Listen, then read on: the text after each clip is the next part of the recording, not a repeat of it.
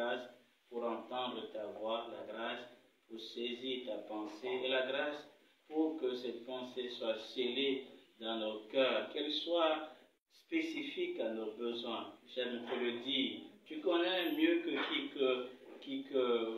nous-mêmes d'ailleurs, ou quiconque, le vrai besoin de nos cœurs. Et selon ta parfaite connaissance, agis en nous, fais du bien à nos âmes, pour la gloire de ton nom par Jésus-Christ. Nous te bénissons encore une fois, te confions toutes choses au nom de Jésus. Amen. Nous allons parler à la suite de la prédication d'hier et de dimanche. Nous allons parler du thème « Oui, Dieu seul ». Et nous allons lire pour commencer Psaume 62. Psaume 62. Je ne sais pas si vous vous rappelez de la prédication du dimanche, des 2 dimanches, ou carrément des 3 précédents dimanches, non, les 2 précédents dimanches. Je ne sais pas si vous vous rappelez du passage de base. Nous avons été exhortés sur la question d'abord de l'importance de la foi dans la parole de Dieu et du Dieu de grâce, en nous basant sur Nombre 14, lorsque Moïse a envoyé des espions sur la terre promise. Donc c'est le passage de base. Il y a un point particulier qu'il ne faut pas oublier dans cette histoire. Je voulais qu'on y revienne. Il y a déjà 2 points d'ailleurs que nous allons aborder par la grâce de Dieu. Et pour donc introduire le thème, j'ai voulu que nous lisions Psaume 62. Psaume le chapitre 62. Psaume le chapitre 62, c'est un psaume de David. Psaume 62, psaume de David. Oui, c'est vers Dieu que mon âme se tourne en silence. De lui vient mon salut. Oui, c'est lui mon rocher et mon salut. Ma forteresse, je ne chancellerai guère. Jusqu'à quand vous jeterez-vous sur un homme? Chercherez-vous tous à le tuer? Comme une muraille qui penche, comme une clôture qui se renverse. Oui, ils tiennent conseil pour le renverser de son poste élevé. Ils prennent plaisir au mensonge. Ils bénissent de leur bouche et maudissent intérieurement. Oui, mon âme fait silence devant Dieu, car de lui vient mon espérance. Oui, c'est lui mon rocher.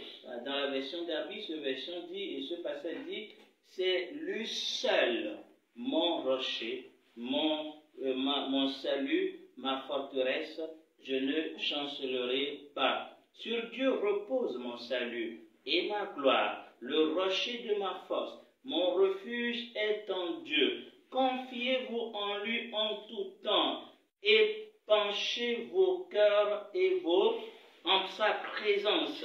Dieu est notre refuge. Oui, les fils d'Adam ne sont qu'un souffle, les fils d'homme un mensonge. Dans une balance, ils monteraient tous ensemble plus légers qu'un souffle. Ne vous confiez pas dans l'oppression, ne vous confiez pas dans l'oppression et ne mettez pas en vain d'espoir dans la rapine. Quand les richesses s'accroissent, n'y attachez pas vos cœurs. Dieu a parlé une fois, 2 fois j'ai entendu ceci, c'est que la force est à Dieu. Je reprends. Dieu a parlé une fois, 2 fois j'ai entendu ceci, c'est que la force est à Dieu. À toi aussi, Seigneur, la bienveillance. C'est à toi, c'est toi qui rends à chacun selon ses actes. Dieu a parlé une fois, 2 fois je l'ai entendu, c'est que la force est à Dieu. Pourquoi j'ai voulu que nous lisions ce passage? Parce que vous savez ce qui s'est passé par rapport à cette question d'espionnage.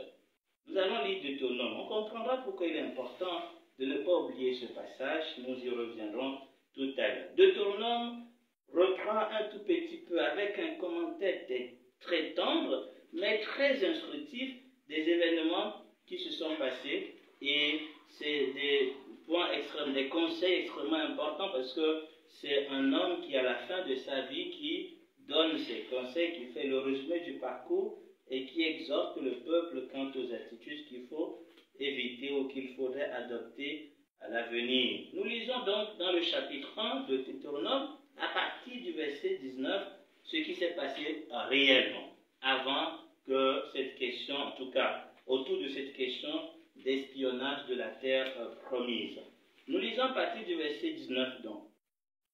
Nous sommes partis d'Horeb et nous avons parcouru en entier ce grand et terrible désert. Ce grand et redoutable désert. Notez bien le début. Nous sommes partis d'Horeb et nous avons parcouru en entier ce grand et redoutable désert que vous avez vu.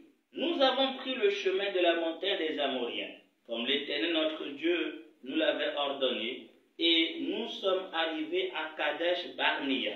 Je vous ai dit, vous êtes arrivés à la montagne des Amoriens, que l'Éternel notre Dieu nous donne. Je reprends. Je vous ai dit, vous êtes arrivés à la montagne des Amoriens, que l'Éternel notre Dieu nous donne. Vois, l'Éternel ton Dieu a mis le peuple devant toi. Monte, prends en possession, comme te l'a dit l'Éternel, le Dieu de tes pères, sois sans crainte et sans effort. Voilà ce que Moïse a dit au peuple en rappelant le caractère du désert qu'ils ont eu à traverser jusque-là. Il dit, le désert est grand et terrible et redoutable.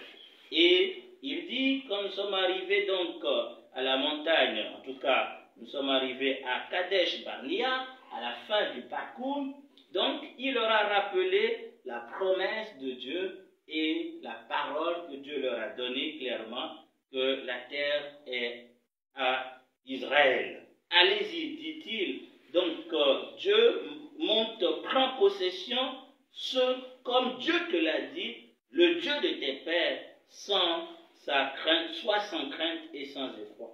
Donc, en rappelant ce qui s'est passé, en rappelant le contexte, c'est pour leur donner d'avoir la foi quant à la parole qui leur est communiquée.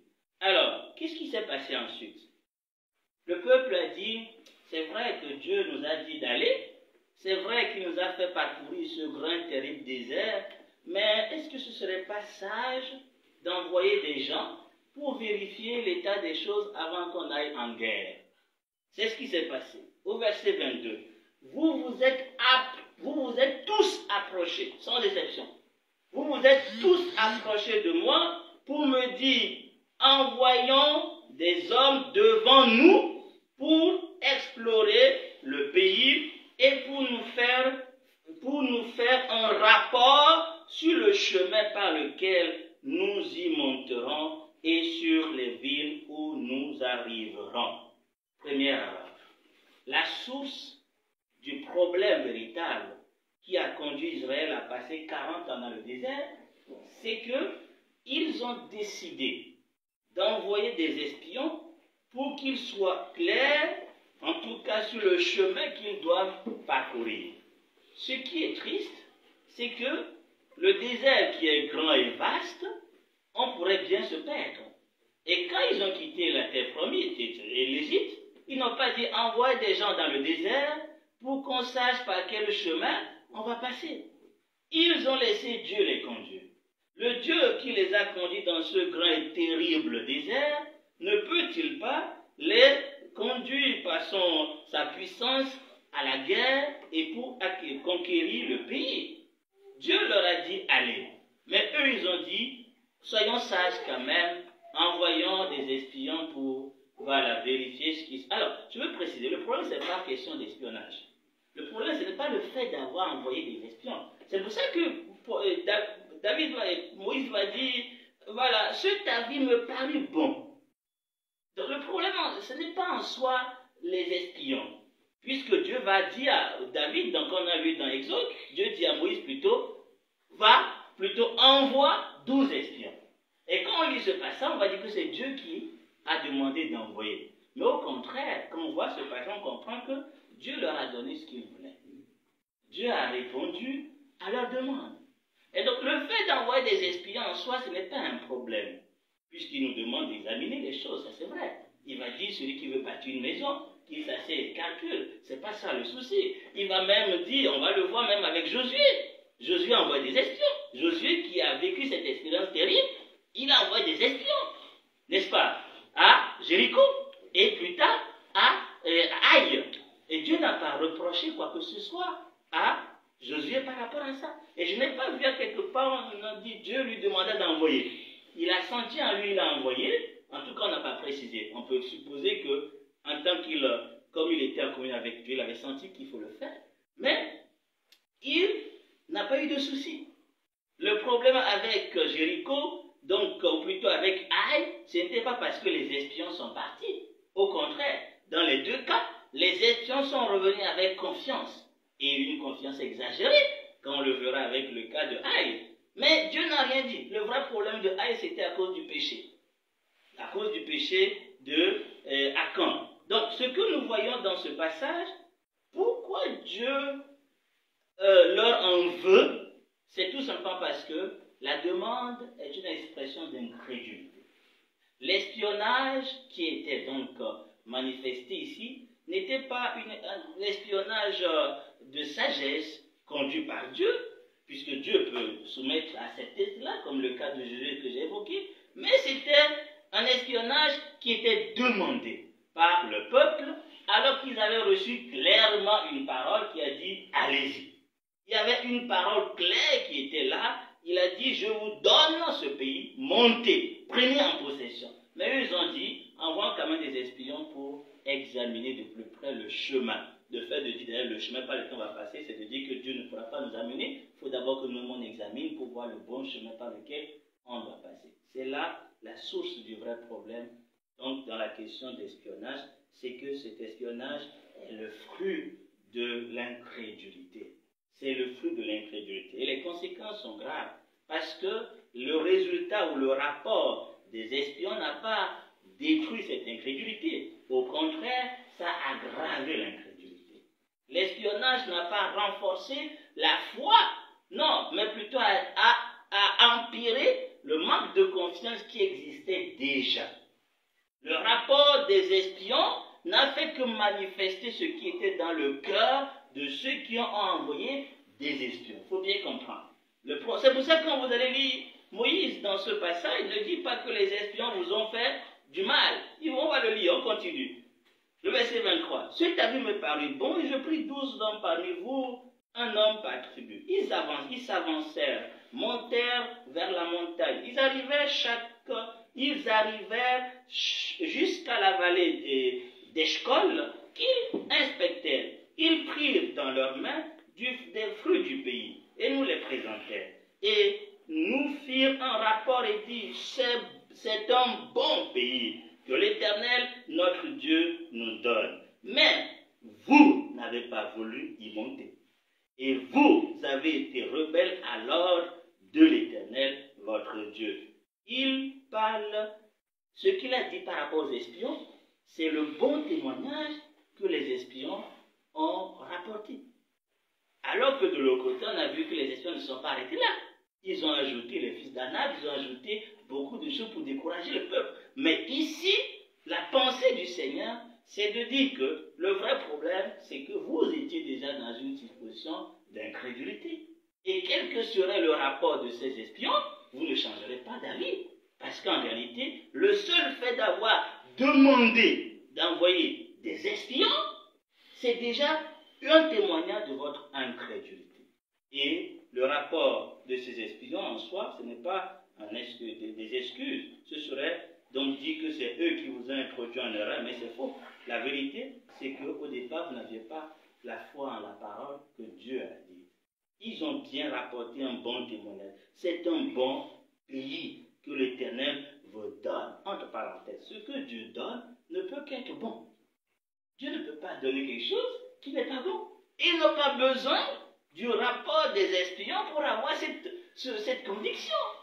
Ils devaient dès le départ savoir que tout ce que Dieu donne est bon. Tout simplement parce que tout ce que Dieu donne ne peut qu'avoir les caractères de Dieu lui-même. Dieu est bon et ce qu'il fait est bon. Dieu est amour, ce qu'il fait pas comprendre ça. Qu'est-ce que ces personnes ont rapporté de plus? Rien de tout. Voilà, rien du tout. Donc, ils ont juste dit ce qui était vrai déjà. Ce que Dieu donne est bon.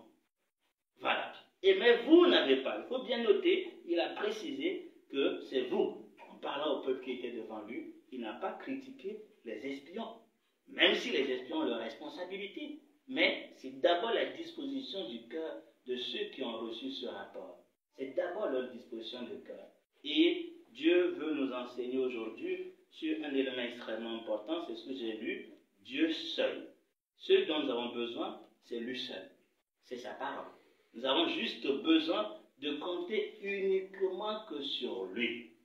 On n'a pas besoin de compter sur nos expériences, notre examen de la situation ou notre sagesse, comme ils ont voulu faire dans leur sagesse. Voilà. Ce n'est pas parce que aussi on l'a lu tout à l'heure, donc quand les choses sont clairement exposées, que nous pouvons dire, bon là, on a tout le tableau, on peut maintenant s'y lancer. J'ai cité tout à l'heure le passage qui dit avant de construire, il faut s'asseoir pour calculer. Mais il n'a pas dit que tu vas faire confiance à ton calcul. Non, tu prends conscience de la réalité, tu prends conscience du combat et du sérieux de la marche avec le Seigneur, mais tu t'engages en se reposant sur lui. En réalisant que ce n'est pas toi, mais c'est lui qui t'amènera jusqu'au bout. Mais si ton examen, c'est dans le but d'avoir, bien évidemment, quelque chose sur lequel t'appuyer pour avancer, il y a un problème. Et des fois, indirectement, nous avons des sources d'appui. Notre expérience professionnelle, notre sagesse, notre compte bancaire. Il a dit, on a lu dans Psaume tout à l'heure, quand les richesses s'accroissent, que ton cœur ne s'y attache pas. Donc, qu'est-ce qui te donne d'être en paix? Est-ce parce que tu as un bon compte d'amis? Si c'est le cas, il y a un problème. Quand le compte sera vide, on verra que ton appui n'est plus là et tu es paniqué. Mais si c'est l'Éternel qui est ton appui, que le compte soit garni ou pas, tu sais que ce n'est pas sur lui que tu sais pas sur ça que tu comptes sur le Seigneur. C'est ça. Et moi, je peux rendre un témoignage. Quand nous étions donc en train de faire notre mariage, j'avais perdu mon emploi. C'était une expérience particulière. Je n'avais aucune source de revenus. Et dans 3 semaines, je devais me marier. Mais il fallait compter sur le Seigneur. Et la nuit là, c'était une expérience particulière. J'ai appris à compter sur le Seigneur. J'ai appris à demander l'argent du taxi, l'argent de la maison. Et quand j'ai repris le travail par la grâce de Dieu avec le salaire, je me suis inscrit dans la même logique. Même si je sais que le salaire que je reçois va couvrir ces charges, mais j'ai réalisé que ça ne suffit même pas. Et donc à chaque fois, il faut que j'apprenne à dire, Seigneur, je ne compte pas sur mon salaire, je ne compte pas sur ce qui rentre dans mon compte bancaire, je compte sur toi. Pouvoir donne aujourd'hui le pain de chaque jour. Et chaque fois, je m'exerce à le faire. Parce que si tu commences à oublier cette prière, parce que tu as des entrées régulières, ou plutôt ton compte est garni, tu n'as plus l'Éternel comme appui. Tu as comme appui quoi? Ton compte et ta situation qui s'est améliorée. Et ce qui va se passer, tu ne vas pas l'utiliser pour la gloire de Dieu. Mais tu vas plutôt vouloir t'appuyer sur ça. Et c'est quelque chose d'extrêmement grave. Et c'est ça le problème. Il voulait avoir assez d'informations pour être certain par rapport au chemin par lequel il faut parcourir. C'est grave. Si le Seigneur nous conduit, comme je le crois pour Josué, dans le Josué chapitre 1, les résultats seront extraordinaires. Et la preuve, c'est que ce n'est pas le peuple qui a demandé. Josué, le chapitre 2 plutôt.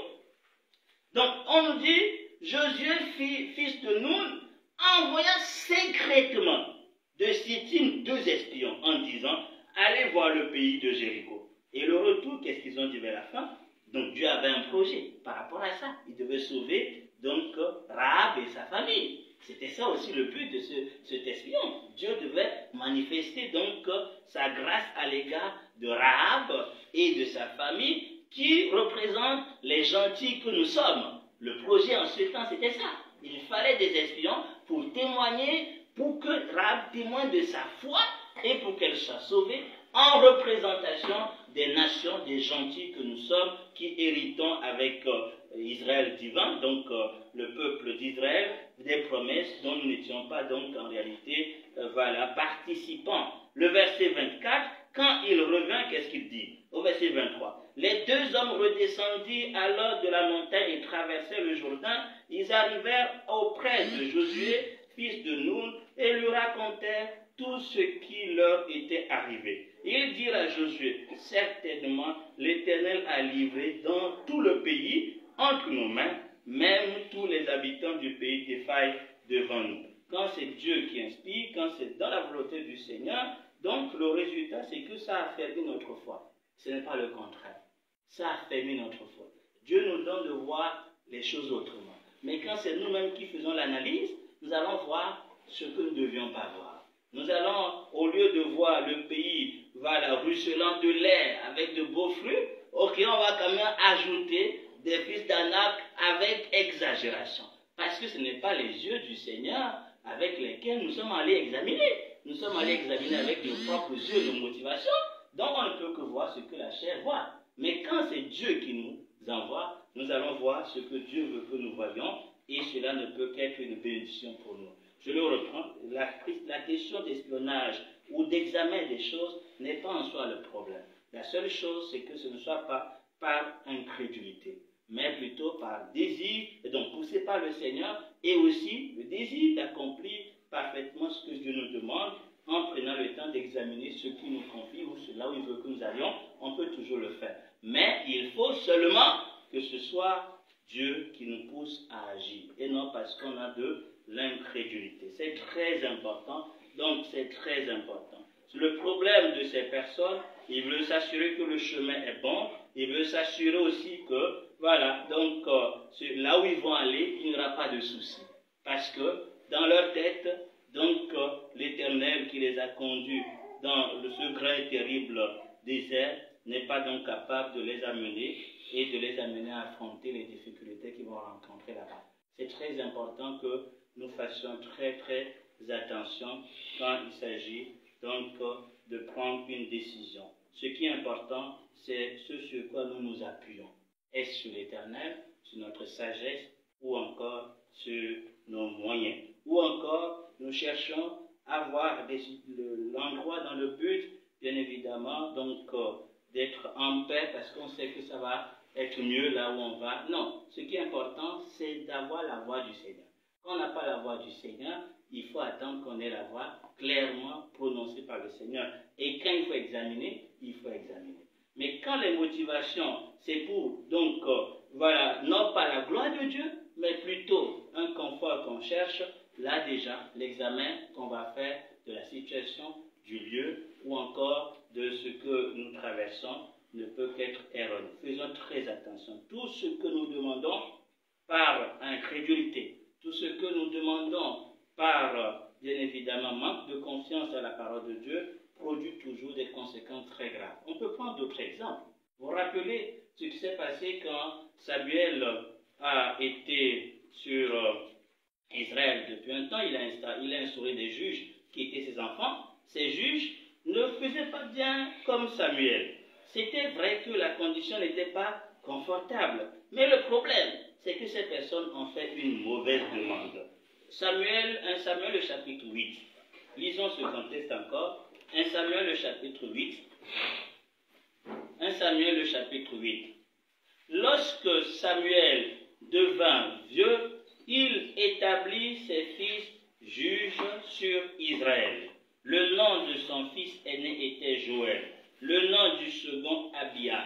Ils étaient juges à Beer-Sheba. Les fils de Samuel ne marchèrent pas sur ses traces. Ils avaient un penchant pour le profit, recevaient des présents et portaient atteinte au droit. Tous les anciens d'Israël se rassemblèrent et vinrent auprès de Samuel à Rama. Et ils dirent, voici que tu es vieux et que tes enfants, tes fils, ne marchent pas sur tes traces. Maintenant, établis sur nous pour nous juger un roi. Ce ne serait pas peut-être un problème. Mais c'est quoi la motivation? Comme en ont toutes les nations. Voilà le problème. Comme en ont toutes les nations. Aux yeux de Samuel, c'était une mauvaise chose qu'ils avaient dit. Donne-nous un roi pour nous juger. Et Samuel pria à l'Éternel. L'Éternel dit à Samuel, écoute la voix du peuple dans tout ce qu'il te dira. Car ce n'est pas toi qui le rejette. Samuel n'était pas encore mort. Ce n'est pas toi qui le rejettes, c'est moi qui le rejette pour que je ne règne plus sur eux. Ils agissent à ton égard comme ils ont toujours agi depuis que je les ai fait monter jusqu'à aujourd'hui. Ils m'ont abandonné pour rendre un culte à d'autres dieux. Maintenant donc, écoute leur voix, mais avertis-les solennellement et fais-leur entendre les droits du roi qui régnera sur eux. Samuel redit toutes les paroles de l'Éternel au peuple qui lui demandait un roi. Il dit, voici les droits du roi qui régnera sur vous. Il prendra vos fils.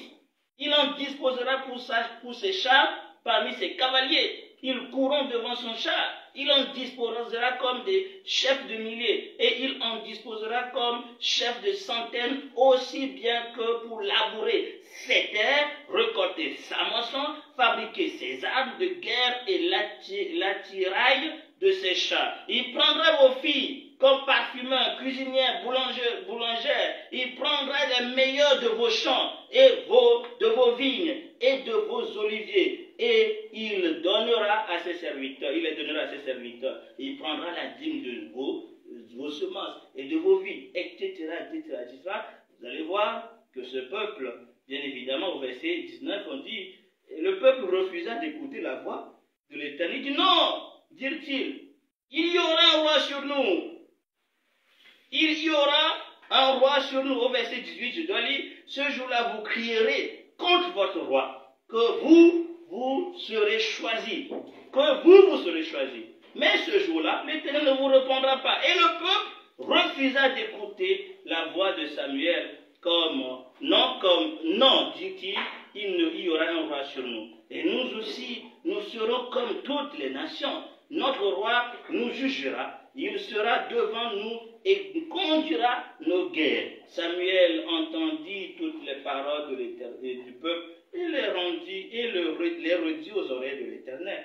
L'Éternel dit à Samuel, écoute-les, tu établiras sur eux un roi. Et Samuel dit aux hommes d'Israël, allez-vous-en chacun dans sa ville. Qu'est-ce qui s'est passé? Le roi qui a été choisi, on a vu ce qui s'est passé. Ils auraient bien fait de ne pas demander un roi. Saoul plutôt, on en a parlé hier aussi, toutes les erreurs que Saoul a commises et qui ont été source de souffrance aussi pour le peuple. Quand vous demandez quelque chose qui n'est pas dans la volonté du Seigneur, vous demandez par convoitise, vous demandez par incrédulité, vous demandez des choses et que Dieu dit, je vous donne parce que vous demandez, vaut mieux ne pas recevoir. Quand Dieu vous donne quelque chose parce que vous insistez, parce que vous le voulez, vaut mieux ne pas recevoir. Parce que la suite, ça va être grave pour vous. C'est très important d'examiner les motivations derrière nos demandes, les raisons pour lesquelles on veut ceci. Si c'est par convoitise, par incrédulité, ou encore parce que, voilà, la situation n'est pas confortable, certes, mais il faut toujours écouter la voix du Seigneur. C'est très important. Parce qu'ici, le peuple, donc, était, on pourrait dire, dans une situation où sa demande serait logique. On pourrait l'accepter. Pourquoi? Parce que ceux qui jugeaient n'étaient pas dans de bonnes dispositions et leur papa était vieux, donc ils voulaient quand même avoir quelqu'un qui puisse les conduire. C'était une demande mauvaise. Mais le problème, c'est que la motivation, c'est qu'ils rejetaient Dieu. Ils voulaient tout simplement, donc, être comme les nations. Et c'est ça qui est grave. Dieu a dit, vous êtes à moi. Il devait tout simplement retourner à Dieu pour dire, ceux que tu as établis sur nous font ceci, font ça, et nous voulons que tu nous dises quoi faire. Mais ce n'est pas le cas. Ils ont déjà décidé de la réponse, quoi. Ils n'ont pas venu exposer à Dieu le problème, simplement, et attendre Dieu, mais ils ont dit, nous on veut comme réponse un roi. Comment on peut réfléchir comme ça? Le problème, ce n'est pas qu'il y avait un problème de gestion. Non, c'est vrai qu'il y avait un problème de gestion, et ceux qui étaient à leur tête n'habitaient pas des modèles. Mais qu'est-ce que Dieu demande? Ce n'est pas à vous de me proposer une solution. Venez exposer le problème, et moi je m'occupe du reste. Quand nous venons à Dieu déjà avec notre solution bien conçue, nous disons, Dieu, oui, il y a ce pour moi, je veux ça. Oui, je veux ça, je veux que ce soit cette solution-là. Mais tu n'ajoutes pas que ta volonté soit faite. Tu n'es pas dans la même pensée que Jésus. Jésus avait un problème difficile, mais il est parti vers son Père, il a dit, si c'est possible que cette coupe passe loin de moi, mais il a ajouté, toutefois, non pas ce que je veux, mais ce que toi tu veux. C'est là la prière ultime que nous devons faire quand nous nous approchons de Dieu.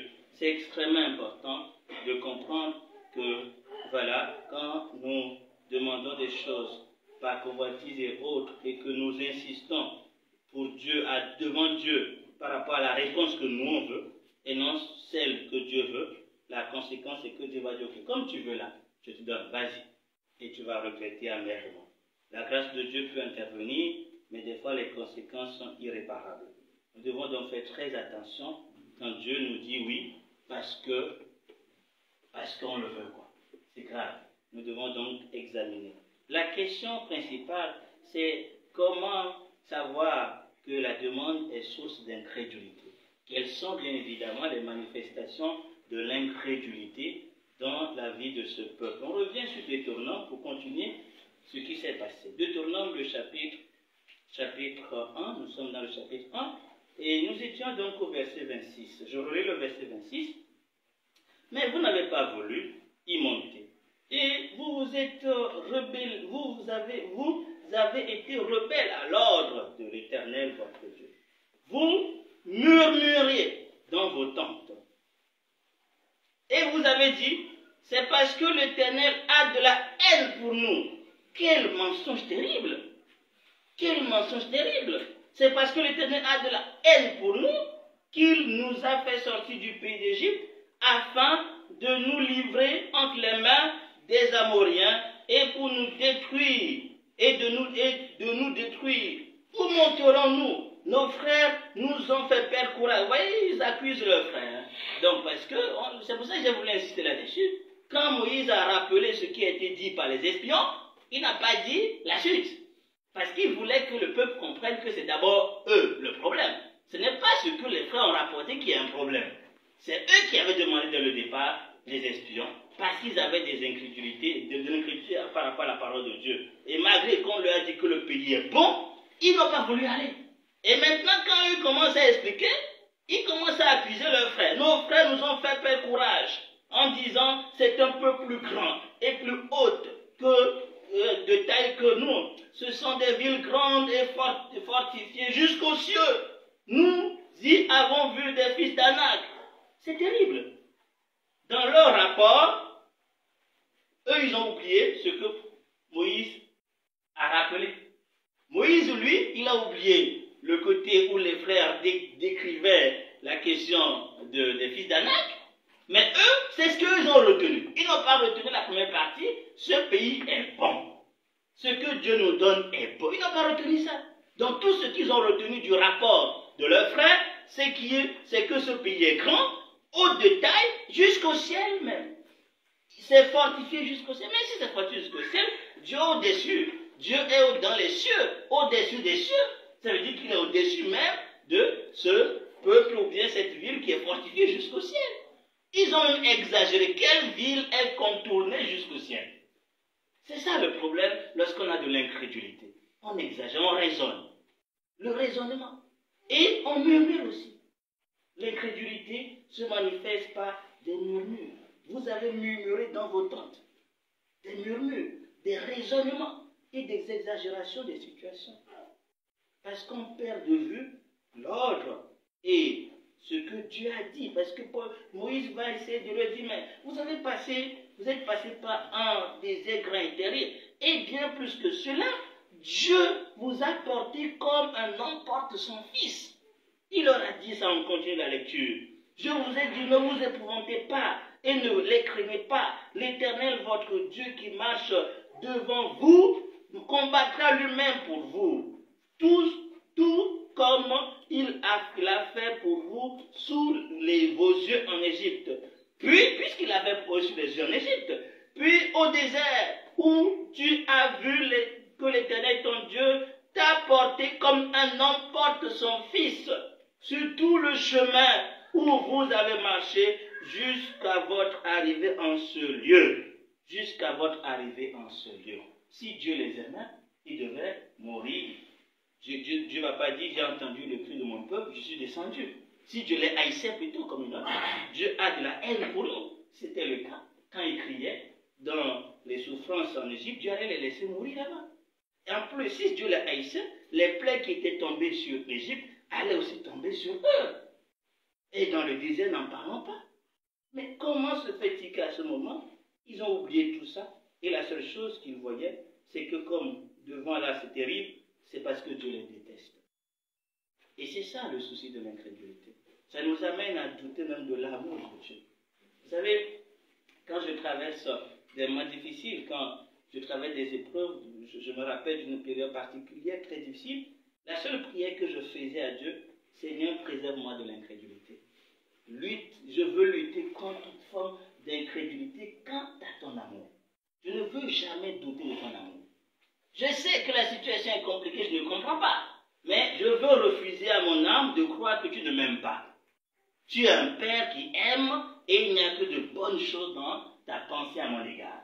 C'est la prière que je faisais. Seigneur, donne-moi de croire en ton amour. Quand il y a des épreuves, des incompréhensions, des combats, des souffrances dans le service que Dieu te confie, ou encore dans le travail là où tu te trouves, ou dans ta vie, qu'est-ce qu'il faut? Le vrai combat qu'il faut mener, c'est contre l'incrédulité dans l'amour de Dieu. Parce que celui qui croit et qui répète, je sais que mon Père m'aime, a déjà de la victoire. Celui qui croit en l'amour de Dieu a de la victoire. C'est pour ça que Jésus, dans sa prière, a dit, Père, je veux leur montrer ton nom. Je veux leur faire connaître ton nom, afin que l'amour dont tu m'as aimé soit en eux, et moi je sois en eux. Quand l'amour dont le Père a aimé le Fils est pleinement déversé dans nos cœurs, en toutes circonstances, nous allons avoir Jésus dans nos cœurs. Les sentiments de Jésus, la fermeté de Jésus, la confiance, la fidélité et, bien évidemment, l'attente que Jésus avait à l'égard de son Père, parce que l'amour du Père est déversé dans nos cœurs. La prière et le combat que nous devons mener, c'est ça contre l'incrédulité. Ça me rappelle aussi la prière que Jésus a faite à l'égard de Pierre, quand il a dit, le diable t'a demandé pour te cribler, n'est-ce pas? Qu'est-ce que Jésus a dit? Il n'a pas dit, j'ai prié pour que tu ne sois pas dans cette situation. J'ai prié pour que ta foi ne défaille pas. Qu'est-ce qui est vainqueur du monde? C'est notre foi. Et quand cette foi est touchée, évidemment, nous sommes déjà à terre. La situation en soi n'est pas grave, mais ce qui va faire qu'elle va devenir pire, c'est que nous perdons la foi dans l'amour de notre Père. Combattons contre cela. Nous ne devons jamais douter de l'amour de notre Père Céleste. Dieu est amour. On ne peut jamais le dire assez. Il est amour. Et rien de mauvais ne sort de lui, jamais. Surtout pour ceux pour qui il a donné son propre Fils, il ne fera jamais quelque chose dans le but de le nuire. L'incrédulité nous amène à des murmures. C'est pour ça qu'il dit, faites toutes choses sans murmure et sans raisonnement. Faites toutes choses tout simplement sans incrédulité.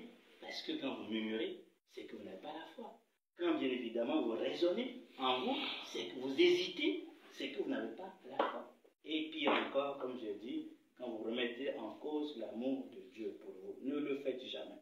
Combattez cette pensée qui vous amène à dire que Dieu vous déteste, Dieu ne vous aime pas, Dieu n'est pas bon. C'est quelque chose que l'ennemi sait bien faire dans le but de nous susciter contre Dieu. Et il sait que quand nous sommes finalement en colère contre Dieu, il peut lui profiter pour nous nuire parfaitement. Parce qu'on n'a plus de protecteur quand on se tourne contre celui qui nous protège. Et donc, son travail, c'est ça. Nous amener à avoir de la haine à l'égard de Dieu, ou plutôt des murmures, des critiques contre Dieu. Et là, il est fier. Il est vraiment fier. Combattant, luttons violemment contre de tels sentiments. Je continue la lecture. Dans ces circonstances, vous n'avez pas eu confiance à l'Éternel, votre Dieu, qui allait devant vous sur le chemin. Il allait comment devant vous pour vous chercher un lieu de campement. La nuit ils ont oublié ça, la nuit dans un feu, afin de vous montrer le chemin où vous devez marcher, et le jour dans une nuée. L'Éternel entendit le bruit de vos paroles. Dans son indignation, il fit un serment en ces termes. Aucun des hommes de cette génération méchante ne verra le bon pays, que j'ai fait serment de donner à vos pères, excepté Caleb, fils de Jephné, il le verra, lui, et je lui donnerai à lui, à ses fils, le pays sur lequel il a marché, parce qu'il a suivi pleinement la voie de l'Éternel. Nous comprenons encore une fois, donc au travers de cette exhortation, que le vrai problème des espions, donc ce n'est même pas le rapport qu'ils ont rapporté, ce n'est même pas en réalité le fait qu'ils soient allés. Le vrai problème, c'est que le peuple a demandé ces espions parce qu'il ne faisait pas confiance en Dieu et il a demandé tout simplement donc pour s'assurer. Nous devons faire très attention. Dans la vie pratique, peut-être un travail ou encore un voyage ou bien évidemment donc quelque chose que Dieu nous met à cœur. Quand nous avons une réponse claire du Seigneur, on y va. C'est très important. C'est pour ça qu'hier nous en parlons. Donc on insistait sur l'importance d'écouter Dieu. L'important de s'assurer de ce que Dieu veut. Et c'est ce que Dieu veut qui importe. Nous marchons sur ce que Dieu veut. Et c'est ça qui est très important. Maintenant, quand Dieu nous met à cœur d'examiner, il n'y a pas un souci. Quand nous prenons le temps de bien examiner, mais le but de l'examen, ce n'est pas pour remettre en cause ce que Dieu a dit. Non, pas du tout. Mais prendre conscience de ce qui est de la réalité du combat, Dieu ne refuse pas ça. Lui-même, il décrit devant nous la réalité du combat. Il dit, nous n'avons pas à lutter contre la chair. Vous voyez, il nous décrit la taille de nos ennemis. Mais il n'a pas dit, parce que vous avez maintenant la liste de vos ennemis, allez les combattre. Non, faites-moi confiance. C'est pour qu'on prenne conscience de la réalité, mais qu'on s'appuie sur lui. Mais là, le vrai problème, c'est bien évidemment que la disposition du cœur. Est-ce qu'on cherche à analyser les choses par incrédulité ou tout simplement parce que Dieu nous met à cœur quand même cette sagesse qui doit être toujours guidée par son esprit. C'est extrêmement important. Sinon, nous tomberons donc dans des situations beaucoup plus compliquées, difficiles, et nous paierons donc des prix très chers. Je vais ajouter une chose que nous allons voir dans Nombre le chapitre 14. On y revient rapidement. Nombre le chapitre 14.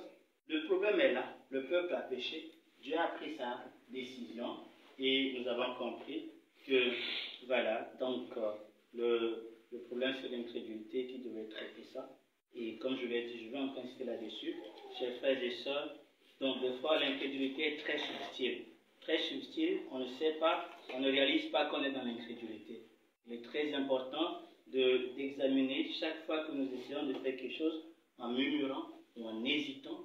Voilà, tout ce qui est raisonnement autour de ce que Dieu nous a dit clairement, il faut confesser que là c'est de l'incrédulité. Je prie que tu m'en pardonnes. C'est ce qu'il faut faire. Et on va voir ce qui s'est passé. Maintenant, avant peut-être de voir ça, il y a quand même une question importante. Comment savoir que là, c'est Dieu qui m'a dit clairement? Comment savoir la voix et discerner clairement que Dieu me dit d'aller? Comme on a vu dans le cas de Josué ou encore du peuple, Dieu leur a dit clairement, allez, prenez possession. Mais comment puis-je avoir clairement, bien évidemment, la révélation de la pensée de Dieu? Parce que j'avoue que c'est vraiment un défi, d'accord? C'est un exercice continu dans lequel on est. On ne peut pas dire avec certitude qu'on écoute parfaitement la voix de Dieu par rapport à des situations spécifiques. Parce que, oui, la parole de Dieu est la base. Et chaque fois que tout ce que nous voulons faire cadre avec la parole de Dieu, on a une paix. Mais ce n'est pas suffisant. Dans le sens que, pour des cas particuliers, on a besoin d'avoir une révélation précise. On a besoin d'avoir une direction claire du Seigneur. Et il faut prendre le temps pour la voir. Tant que ce n'est pas clair dans ton cœur, ne bouge pas. Et c'est très important. Ce n'est pas de l'incrédulité, mais c'est une volonté dans ton cœur de faire seulement ce que Dieu veut. Et ça, c'est très important. Moi, la règle qui me guide souvent, c'est ce que Paul dit aux Colossiens, je pense, on va le lire. Et ça, c'est un élément qui ne trompe généralement pas quand il s'agit de savoir ce que Dieu veut dans telle ou telle situation, face à telle ou telle décision. Colossiens, ou bien c'est Philippiens, il dit que la paix de Dieu règne dans vos cœurs. C'est Colossiens, n'est-ce pas? Colossiens, le chapitre. Que la paix de Dieu règne dans vos cœurs. Que la paix de Dieu règne dans vos cœurs. Que la paix de Christ règne dans vos cœurs. J'ai oublié le passage.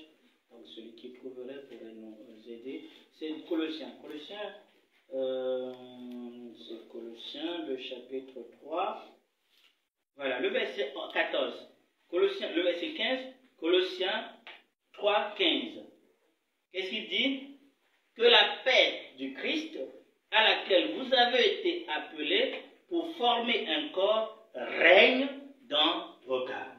Que la paix de Christ règne dans vos cœurs. Je suis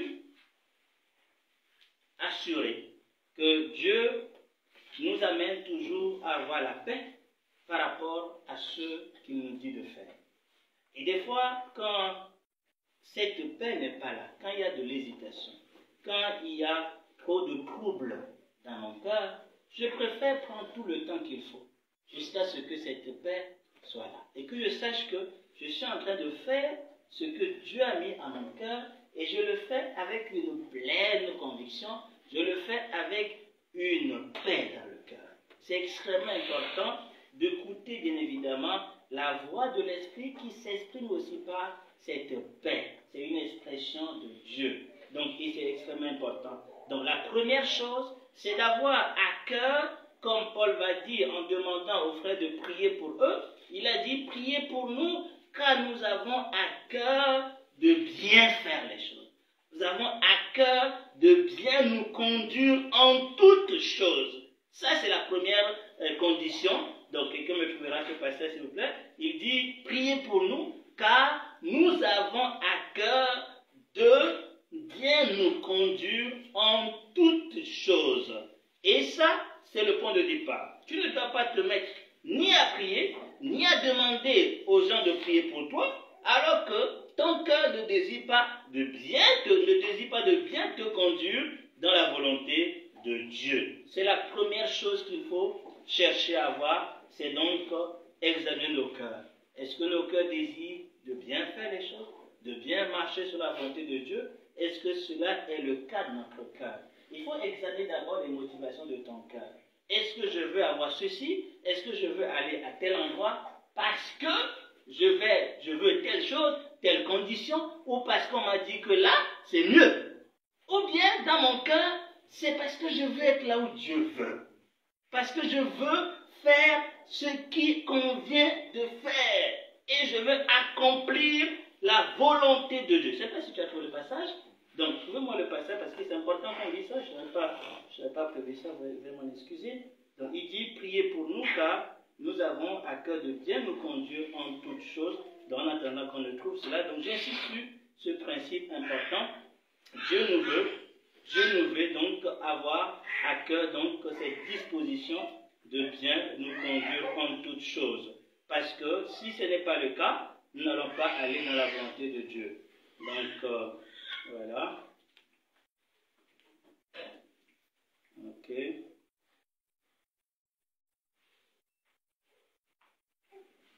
De bien nous conduire en toutes choses.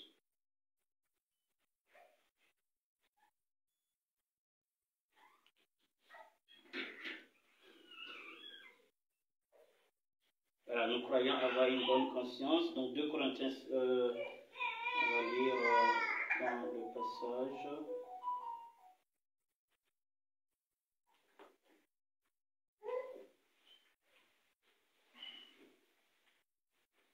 Voilà, c'est dans Hébreu, désolé, Hébreu 13, Hébreu le chapitre 13. Voilà, nous lisons ça ensemble s'il vous plaît, regardez ça, c'est important. Hébreu le chapitre 13, le verset 18. Qu'est-ce qu'il dit? On peut nous lire ça. Hébreu 13, verset 18, qu'est-ce qu'il dit? Priez pour nous, car nous croyons avoir une bonne conscience, voulant en toutes choses nous bien conduire.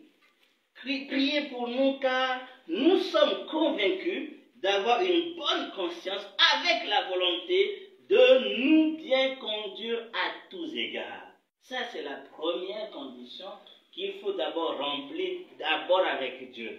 Laissez Dieu examiner ton cœur. Que dans ton cœur, il n'y ait qu'une seule motivation, être là où Dieu te veut, faire ce que Dieu veut de ta vie, de bien te conduire en toutes choses. Le chrétien est conduit par ces seules indications, faire bien les choses selon la volonté de Dieu. Maintenant, quand on a ça, on peut prier, on peut demander aux gens de prier pour nous. Mais des fois, nous demandons qu'on prie pour nous pour telle chose, alors que nos cœurs ne sont pas remplis de ce ardent désir de plaire au Seigneur, ce ardent désir de trouver la volonté de Dieu afin de bien faire. Pourquoi je suis là-dessus? Parce qu'il y a des gens qui sont venus voir Élie en ce temps pour qu'il puisse chercher la volonté de Dieu. N'est-ce pas? C'est Élie, je crois, ou bien Élisée. Élisée leur a dit, Dieu veut que vous restiez là. Quand il y avait donc les ennemis qui devaient donc tuer, ou bien en tout cas qui devaient assiéger le peuple est venu vers voir le prophète. Le prophète chercher Dieu. Déjà, le prophète l'a dit, vous ne cherchez pas la volonté de Dieu. Je veux même chercher Dieu, mais vous n'allez pas suivre. Ils doivent dire, non, vas-y, cherche Dieu, en juge de faire ce que Dieu veut. Mais dans leur cœur, ils avaient déjà une conclusion. On doit quitter cet endroit-là. C'est un endroit terrible, dangereux, parce que les ennemis vont nous attaquer. Et le prophète est parti voir Dieu, et Dieu a dit au peuple, au prophète, dis-leur de rester, je vais les protéger. Ils ont dit non, toi qui n'as pas entendu la voix de Dieu. Ça, c'est pas la voix de Dieu, ça. Et même, ils l'ont forcé à les suivre. Ils ont forcé le prophète à les suivre à l'exil. Voilà le cœur qui ne cherche pas à plaire à Dieu, mais qui cherche sa propre volonté, sa propre direction. Il faut toujours examiner son cœur. Quelle est la vraie motivation? Qu'est-ce qui me pousse à vouloir faire ceci ou aller ici ou ça? Sinon, quand tu pries Dieu, quand même quand Dieu va te parler, là tu vas croire que c'est le diable qui est en train de te parler, parce que c'est contraire à ce que toi tu as décidé dans ton cœur. C'est grave. Et quand nous avons donc déjà cette disposition de bien nous conduire, nous devons donc toujours en priant examiner nos cœurs. S'il n'y a pas la paix, si tu n'es pas tranquille dans ton cœur, même si les gens disent qu'il faut faire, même si les gens disent d'aller ceci, ça ne va pas. Prends le temps jusqu'à ce que ton cœur soit rempli de paix. Ça peut prendre l'année qu'il faut. Dieu a tout son temps. Hein? D'accord? Dieu, l'année, les jours, le mois, ça ne lui importe peu. Quoi. Ce qui lui importe, c'est que tu sois dans sa volonté. Et donc, il faut qu'on vive dans cette pensée aussi. Si je n'ai pas la paix de faire quelque chose, les gens peuvent tout dire, mais je vais à mon rythme. Je vais à mon rythme jusqu'à ce que la paix soit parfaite. Et je dis, ben là, je peux aller en étant confiant que Dieu m'envoie. Parce que si c'est le cas, quand tu vas rencontrer les difficultés, tu sauras que ben, tu n'es pas là par orgueil ou par envie personnelle, mais c'est parce que Dieu t'a dit d'aller. Et tu reviendras vers lui pour dire, mais c'est quand même toi qui m'as dit d'aller, hein? Voilà, qu'est-ce qui se passe? Et là, il va t'écouter. Mais quand ce n'est pas le cas, il ne va pas t'écouter. Et c'est ce qui va se passer dans Exode, et plutôt Nombre 14. Je vais finir, par la grâce de Dieu, d'ici là. Nombre 14. Lisons, s'il vous plaît. Deuxième erreur qu'ils ont commise. Et nous commettons aussi cette erreur. Nombre 14. On va lire à partir du verset 39. Nombre 14, à partir du verset 39. Moïse rapporta ces paroles à tous les Israélites. Et le peuple mena grand deuil. Ils ont été attristés car Dieu leur a dit, vous allez périr dans le désert pendant 40 ans. Ils ont été fortement attristés. Mais qu'est-ce qu'ils ont fait? Ils se levaient de bon matin et montèrent au sommet de la montagne en disant, nous voici, nous montons à l'endroit dont l'Éternel a parlé, car nous avons péché. Mais, est-ce que c'est cette attitude qu'il faut avoir? Moïse va leur dire, pourquoi transgressez-vous l'ordre de l'Éternel? Cela ne réussira pas.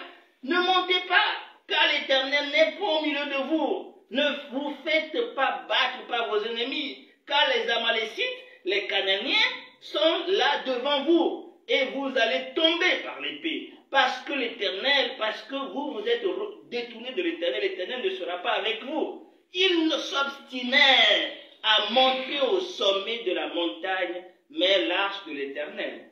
Et Moïse ne bougèrent pas du milieu du camp. Alors descendit les Amalécites et les Cananéens qui habitaient dans cette montagne, ils les battirent et ils les taillèrent en pièces jusqu'à Horma. Ils sont conscients de leur erreur. Ils ont même mené deuil par rapport à ça. Et pour pouvoir agir correctement, pour eux, il faut corriger l'erreur. En corrigeant l'erreur, il faut faire le bien. Le mal ne peut jamais être corrigé par le bien. Il n'y a pas de compensation. J'ai fait un mal, Dieu a décidé quelque chose, et donc j'essaie de faire le bien pour combler ça. Non, ça ne passe pas. Quand c'est mauvais, c'est mauvais. La seule solution, c'est la croix de Jésus. C'est de s'humilier pour demander pardon. C'est de mener deuil dans le sang, de s'humilier devant Dieu. Mais au contraire, ils ont dit, c'est bon, puisque Dieu a dit, il faut aller, que nous avons murmuré, Dieu veut nous punir, maintenant qu'on est ce que Dieu veut maintenant, allons-y, on va aller faire ce que Dieu a demandé. Mais non, Dieu a déjà dit, c'est fini, quoi. Nous devons donc faire très attention, ne pas tomber dans cette erreur de vouloir faire des œuvres, de vouloir faire du bien, parce que nous avons dans notre cœur ou notre conscience quelque chose qui nous est reproché. La seule chose qu'il faut faire quand Dieu te reproche quelque chose, ce n'est pas d'essayer de faire du bien pour combler ça. Tu n'as pas besoin de ça. Tu n'as pas besoin que tu fasses un bien pour combler un mal que tu as fait. Non. Il a besoin que tu t'humilies, que tu regardes à la croix, que tu réalises la gravité de ton état et que tu cries à lui. Donc ce n'est pas que maintenant je vais changer de vie dans le but de compenser le mal que j'ai eu à faire. Non, nous changeons de vie tout simplement parce qu'on a reçu la grâce du pardon. Dieu nous a pardonné et maintenant nous amène à vivre autrement. C'est ça, c'est différent. Mais si tu es en train de faire le bien parce que dans ta tête j'ai fait mal, ça c'est grave quoi. Hein? C'est très grave, c'est très grave. Un exemple très simple, quand j'étais je m'étais tombé dans les combats des films, parce que c'est un grand combat. Quand j'étais en première année ici, je ne regarde pas les films, mais quand j'ai eu mon PC, j'étais tombé dedans. D'accord? Et des fois, je passais toute la nuit en regardant des films. Et dans mon cœur, j'étais très dérangé à l'éveil. Maintenant, pour calmer ça, qu'est-ce que j'essaie de faire? J'essaie de faire une bonne chose, c'est-à-dire regarder un bon film. Ou plutôt regarder une prédication. Pour combler le fait que j'ai passé du temps à regarder n'importe quoi. Et c'est souvent ça. Souvent l'erreur. On vient de faire le mal, au lieu de demander Seigneur, oh, pardonne-moi, délivre-moi de cela. On dit, non, je vais faire le contraire qui est bon, comme ça va calmer ça. Non, ça ne marche pas avec Dieu. Ça ne marche pas. C'est pas parce que j'ai mal parlé à quelqu'un. Au lieu d'aller demander pardon à la personne, j'essaie maintenant de l'amadouer pour dire, je lui fais des cadeaux pour le calmer. Non, ça ne passe pas. Pour Dieu, quand il y a un mal, il faut dire, ça j'ai mal fait. Je t'ai mal parlé. Je te demande pardon. J'ai mal agi. Je te demande pardon. Il ne s'agit pas d'essayer de camoufler, de faire d'autres choses pour essayer de cacher le mal que tu viens de faire dont tu es dérangé. Non, quand tu es dérangé par un péché, c'est que c'est le Seigneur qui te reproche. La seule voie, c'est répands-toi. Répands-toi. Et par le sang de Jésus, nous sommes purifiés. C'est la seule voie. Dès que tu es convaincu d'une erreur que tu as commise, il ne faut pas essayer de combler ça en faisant un bien à côté. Non, Dieu n'accepte pas. Dieu n'accepte pas du tout. Et donc nous devons faire très attention. La conséquence était grave pour ces personnes qui sont mortes. Donc c'est très important dans nos rapports mutuels, dans l'assemblée, où que nous soyons, quand nous avons conscience d'avoir blessé quelqu'un, n'essayons pas de faire cadeau pour calmer la personne, ou bien des belles paroles. Non, il faut revenir pour dire, là, hier, j'étais mal parlé. Sur ce point-là, je n'ai pas bien fait. C'est tout. C'est tout. Si après tu as à cœur de faire quelque chose, ce n'est pas parce que tu as fait du mal. Non. Tu as demandé pardon parce que tu as fait du mal, le pardon est accordé, vous continuez. C'est très important que nous sachions marcher selon les voies du Seigneur. Cela nous amènera à la victoire sur le péché, parce que quand on dénonce le péché donc perd sa puissance. Mais quand on essaie de camoufler ça, on essaie de combler avec de bonnes choses, ça détruit bien évidemment davantage. Et que Dieu nous aide de pouvoir d'abord faire attention à nos demandes, à la motivation dans nos cœurs, et quand Dieu prend une décision par rapport à une attitude qu'on a commise, répentons-nous simplement, humilions devant sa face. Il est le Dieu de toute grâce, il pourrait faire peut-être grâce si bien évidemment, donc il a la possibilité de changer sa décision.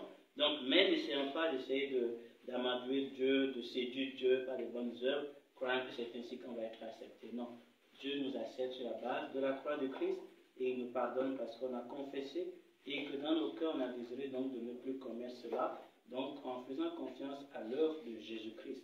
C'est la seule voie pour avoir une parfaite communion avec Dieu et aller de gloire en gloire. Que Dieu nous bénisse et nous aide chacun, je insiste encore une fois de plus, écouter la voix de Dieu n'est pas une chose facile, il faut s'exercer à le faire, il faut cultiver cette intimité avec Dieu, il faut avoir la parole de Dieu qui demeure dans nos cœurs, mais ne pas se baser sur parce que Dieu a dit bon je vais. Non, c'est-à-dire la parole a dit, donc voilà, ça cadre avec la parole, je vais. Il faut quand même que tu examines ton cœur, parce que des fois, parce qu'on a des motivations cachées dans nos cœurs, on cherche la parole de Dieu pour confirmer ces motivations, et on dit ben c'est la volonté de Dieu. Non, c'est grave. C'est grave. C'est tellement sensible cette histoire, peut-être qu'on y en parlera encore, mais que Dieu aide chacun d'entre nous afin que nous demeurions toujours au cœur de sa volonté. Parce que le véritable bonheur, c'est d'être au centre de la volonté de Dieu. Père, nous te prions au nom de Jésus, avec action de grâce. Nous bénissons ton nom de tout cœur, parce que tu nous as encore parlé aujourd'hui. Père, je veux te demander pardon pour nos manquements, Seigneur, et que ta grâce nous soit accordée pour que nous puissions avoir les dispositions qu'il nous faut. Que ce soit quand nous te cherchons, nous cherchons ta volonté, nous cherchons ta face, que nous puissions, Seigneur, avoir des cœurs ayant un seul désir, faire ta volonté. Aide-nous, Seigneur, à nous laisser instruire par toi. Apprends-nous à écouter ta voix Ô Dieu notre Père, et donne-nous, quand nous l'entendons, d'être en paix, d'être rassurés, de croire en ta parole et de ne pas être dans le raisonnement des hommes. Nous prions contre l'incrédulité. Ô Père de gloire, je veux demander pardon toutes les fois que nous avons douté de ton amour, toutes les fois que nous avons cru que tu n'es pas un Dieu qui est bon. Pardonne-nous, Seigneur. Pardonne à ton Église les murmures contre toi, Seigneur, parce que les choses ne vont pas. Nous voulons demeurer dans cette foi qui répète toujours à notre âme, notre Père nous aime. Je sais que mon Père qui est dans les cieux m'aime. Que cela soit gravé dans nos cœurs en toutes circonstances, afin que nous allions de victoire en victoire. Ce n'est pas facile cette marche. Tu le sais d'ailleurs, mais nous voulons compter sur ta force. Nous voulons compter sur ton esprit pour aller, Seigneur, de gloire en gloire et demeurer au centre de ta volonté. Bénis-nous de la sensibilité à ta voix. Seigneur, bénis-nous de cette sensibilité, que nous puissions savoir t'écouter, comprendre clairement ta pensée pour nous, dans telle ou telle décision. Nous voulons que tu nous parles clairement, pour que nous puissions marcher dans ta volonté. Merci encore pour ce moment. Que ta grâce et ta paix nous soient multipliées dans le nom de Jésus-Christ. Amen. Que Dieu nous bénisse. Amen.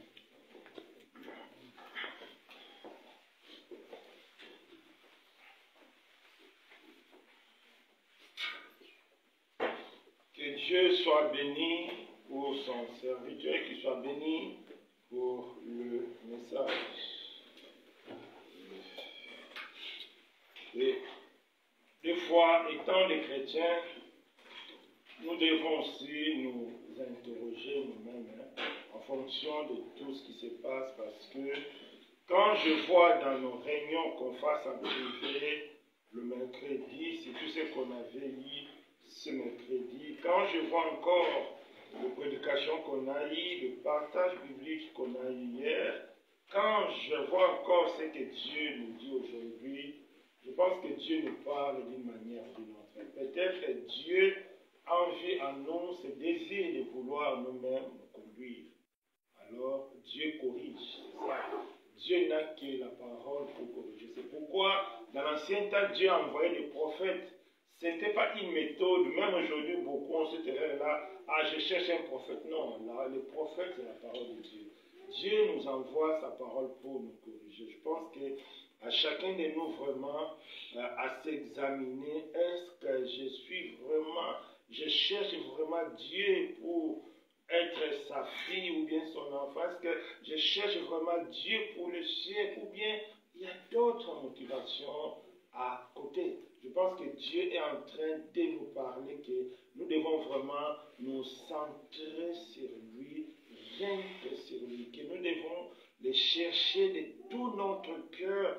C'est ça, je pense, que la pensée de Dieu pour nous, parce que tout ce que Dieu est en train de nous enseigner, on voit qu'il y a trop de points communs. Alors, si nous sommes vraiment spirituels, nous devons examiner tout ça. C'est que Dieu nous reproche quelque chose.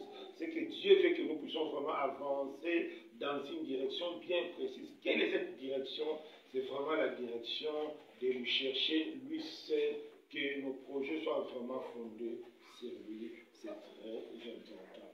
Dans nos décisions, dans tout ce que nous allons faire, laissons vraiment Dieu au centre de toutes choses. Donc, ne faisons pas les erreurs des enfants d'Israël qui ont demandé un roi parce que les autres personnes ont un roi. Ne faisons pas, Dieu a dit, vous allez aller dans ce pays. Il a dit que non, on veut d'abord voir nous-mêmes. Donc, c'est très, très important. Donc, vraiment que Dieu nous fasse grâce. Dans nos demandes, nous devons aussi savoir demander à Dieu. Ne demandons pas à Dieu ce que nous voulons, mais demandons à Dieu ce que Dieu veut. C'est très, très important. Il y a quelque chose de fois qui m'est à cœur. Des fois, quand je suis sur Facebook, je vois il y a plein de sites, aujourd'hui, sites de rencontres chrétiennes, c'est-à-dire des chrétiens célibataires qui passent tout leur temps là-bas en train de demander. Et avant-hier ou hier, je lis pour une sœur, ça m'a un peu fait mal au cœur. La sœur a 46 ans. Et dans sa demande, il a écrit, je cherche un homme de 50 à 70 ans. C'est-à-dire, toi, tu es jeune, tu veux te marier, mais tu dis, même un homme jusqu'à 70 ans, on voit, c'est l'échec, c'est la défaite. C'est qu'on n'a plus confiance à Dieu. C'est pourquoi on se lance dans de telles demandes. Quel que soit l'âge, quel que soit tout ce qu'on a, ne cherchons pas à mettre nos conditions. Fléchissons les genoux devant Dieu. Demandez à Dieu que sa volonté soit faite. Comme le frère a dit, Dieu nous aime, il nous veut vraiment du bien. Donc c'est très important, à la lumière de tout le message que Dieu est en train de nous donner, saisissons la pensée qui est là, mettons-nous à chercher sa face, mettons-nous à chercher sa volonté. Amen. Que Dieu nous aide. Donc, comme annonce, vous savez, chaque mardi, on a l'étude biblique. Donc, le mardi passé, on avait fait notre étude biblique, on avait vu la victoire. Donc, ce mardi, on va encore continuer sur les 2 livres des Corinthiens. Et le samedi à 15h, nous avons la prière. La prière, c'est aussi un élément très important de chercher la face de Dieu. Et le dimanche, c'est le culte. Le culte commence à midi. Je vous encourage vraiment que nous puissions vraiment nous organiser, qu'à midi nous puissions vraiment commencer. Que Dieu nous fasse grâce. Donc, pour les gens qui sont en ligne, c'est bon. Donc, on se verra le dimanche prochain. Donc, on passe aux offrandes.